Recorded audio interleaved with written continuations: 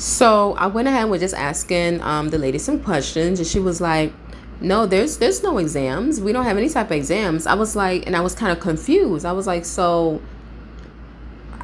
how do you know if I know what I'm doing? Like, how do you how do you know?" So she said it's kind of like an essay process. So picture it like this. The way I took it as, there's no multiple choice exams. There's no exams. It's just simply you writing essays, and inside the essay that will determine for them if you know what you're talking about or not, if you actually are grasping the information. So for example, let's say if you're trying to learn about the sky, they'll tell you Capella version will say, please write a 2-page essay in regards to the sky, and please give me the resources that use in regards to how you find the information about the sky. That's how Capella do. That's how they do their gradings. You have different in regards to how they grade. They have distinguished. That's almost like that's an A kind of, and then you have other ones down below, and then whatever. So they have different. They have think of it like A, B, and C, but it's like distinguished, and then proficient, and then other things beneath it. And so that's pretty much their process. I was kind of thrown off about it. Me personally, I don't think I have the attention span to like do a 5-page essay about anything. I can't even imagine what I'll be talking about for 5 pages long. I can't imagine. Some people are great writers. Some people love to write. They love it. Some people can do a blog and they love the whole process. Me, I don't know. I kind of lose interest. Whereas WGU, they are more exam driven, multiple choice. It's kind of, you know the information, you take your test, boom, you're done. That's kind of what I, like. I understand that. I understand. You pass, you fail. You know what? You don't. I kind of understand that. But what's also unique about WGU, which also threw me off with them, was that you have something, every time you take your actual exam to pass the course, you need something called a proxy. So I was talking to the guy. I was like, what is that? And it's actually a person. So what you have to do is this. You have to get a webcam, not any webcam. They have particular ones they want you to use to make sure that it works with their system. They'll give you all the information about that. But they're going to go ahead and they will have a proxy. They'll go ahead and assign you somebody when you're taking your exam. The proxy is going to go ahead and through the webcam, they can see you, of course. And they're going to tell you to, take a view around your surroundings. You want to make sure that nobody's inside your room. They want to make sure nobody's helping you with the answers. They want to make sure you have those type of cheat papers up on the walls and things like that. So when he was telling me that, I was like, wow. I said, so not an open book? Capella is open book, I would say. They're pretty much, they don't have exams. So it's just kind of open. It's open book in a way. Period. It's open book. WGU is not the case at all. You have to truly know the information in order to pass the multiple choice exam, at least to a degree. So I was kind of thrown off. I was like, dang, what if I fail? I have mad questions like, well, what if I fail? Like, what if I'm going to have a hard time trying to pass? And then all these things ran through my mind. On the other side, I was like, I kind of like that because I can't cheat myself of an education. I can't cheat myself. It's like, I can't, you know me. Well, no, you don't know me, but I would. If it was a multiple choice open book, of course, I would just Google the answer. I would just look through my resources, pick the right answer, go on ahead, pass real quick. But I'm not really learning anything, if that makes sense. At least that's my way of thinking about it. So I kind of like the fact that I can't get cheated out of learning. I'm not saying Capella I will, but I don't know. I feel like me being forced to truly absorb the information, I kind of like that a little bit better than just like an open book. So the whole proxy thing, that's different.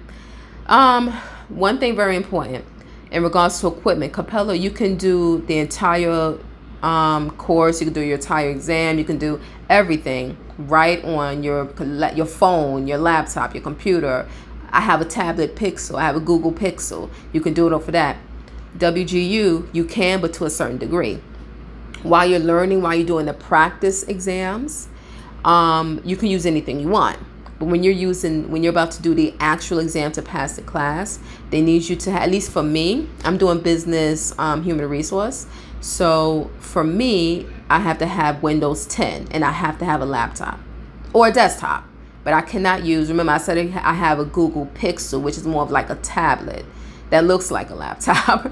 So I don't know why I brought that, but it's pretty. I like it. But so that's the difference. So now it's like, in regards to these computers back here, these are company computers. They have, security systems on it and things of that nature. So WGU is going to make you download some type of app or some type of program, I was told, to make sure, check this out. They make you download some type of program to make sure that while you're, that they can see your actual computer screen. Because you never know. You can have words right on the side of the test, on the screen itself. So they'll be able to see everything. On these computers behind me, I probably wouldn't be able to do that because it's a company computer. Both of them are company computers, and they won't allow me to just download any type of program so I can record what's on the screen. No, they won't. They'll never allow that. So that means my husband do have a Dell laptop, so maybe I'll be able to use that. Or I might just buy a little cheap laptop for $200-$300 and call it a day. But that's something you have to really consider. You do have to purchase a webcam. If you have one already, hopefully that already works for you, well, for them rather. But definitely double check. They have a whole list of technical requirements that they need. And if you have anything other, if you're inside a business course, they said specifically you have to have Windows 10. I don't know why, but that's what they said. I guess maybe some of the other courses you don't really need to have Windows 10 specifically. You might have to check that, but keep that in mind.